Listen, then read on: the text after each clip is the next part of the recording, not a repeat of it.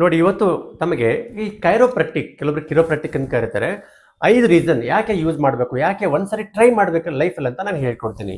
ಒಂದು ಪೇನು. ಇವತ್ತು ನೋಡಿ 100ಕ್ಕೆ 60ರಿಂದ 70% ಇಲ್ಲಿ ನೋಡಿದ್ರು ಕಾಶ್ಮೀರ ಟು ಕನ್ಯಾಕುಮಾರಿ ಹೆಡ್ಡಿಂದ ಪಾದ ಯಾರಿಗೆ ನೋಡಿದ್ರೆ ನೋವು, ಕೆಲಸ ಮಾಡೋಕ್ಕಾಗ್ತಾ ಇಲ್ಲ, ಆಲ್ಕೋಹಾಲ್ ಕುಡಿದು ಕೆಲಸ ಮಾಡಬೇಕು. ಇನ್ಮೇಲೆ ನೋವಿನ ಮಾತ್ರೆ ತಗೋಬೇಕಾಗಿಲ್ಲ. ಡೋಲೋ 650ಗೆ ಗುಡ್ ಬೈ ಹೇಳಿ. ಕೈರೋಪ್ರಾಕ್ಟಿಕ್ಕಿಂದ 100% ಲೈಫ್ ಟೈಮ್ ನೋವಿರತ್ತೆ ಜೀವನ ಮಾಡ್ಬೋದು. ಎರಡನೇದು ಸರ್ಜರಿ.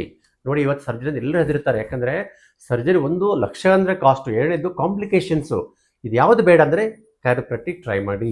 ಮೂರನೇದು ಅಲೈನ್ ಯುವರ್ ಸ್ಪೈನ್ ಅಂದರೆ ಏನು ನೋಡಿ, ಈ ಸ್ಪೈನನ್ನು ನೀವು ಕರೆಕ್ಟಾಗಿ ಅಲೈನ್ ಮಾಡಬೇಕು. ನೋಡಿ ವಯಸ್ಸಾಗ್ತಾ ಆಗ್ತಾ ಈ ಥರ ರೊಟೇಟ್ ಆಗುತ್ತೆ, ಬೆಂಡ್ ಆಗುತ್ತೆ, ಹಿಪ್ ಹೆಚ್ಚು ಕಡಿಮೆ ಆಗುತ್ತೆ. ಈ ಟ್ರೀಟ್ಮೆಂಟಲ್ಲಿ ಕರೆಕ್ಟಾಗಿ ಅಲೈನ್ಮೆಂಟ್ ಮಾಡಿದರೆ ಪೂರ್ತಿ ಬಾಡಿ ಎಲ್ಲ ಆರ್ಗನ್ ಸರಿಯಾಗಿ ಕೆಲಸ ಮಾಡುತ್ತೆ.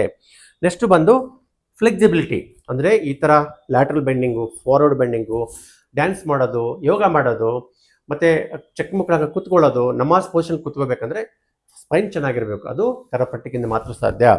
ನೆಕ್ಸ್ಟ್ ಬಂದು ಪಾಶ್ಚರು.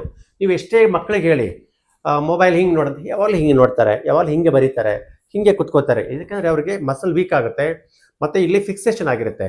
ಇದನ್ನು ತೆಗೆದಾಗ ನೀವು ಸ್ಟ್ರೇಟಾಗಿ ಕುತ್ಕೋಬೋದು. ಇದು ಕೈರೋಪ್ರಾಕ್ಟಿಕ್ಕಿಂದ ಆಗುವ 5 ದೊಡ್ಡ ಲಾಭಗಳು. ಇವತ್ತೇ ಪ್ರಯತ್ನ ಮಾಡಿ. Thank you.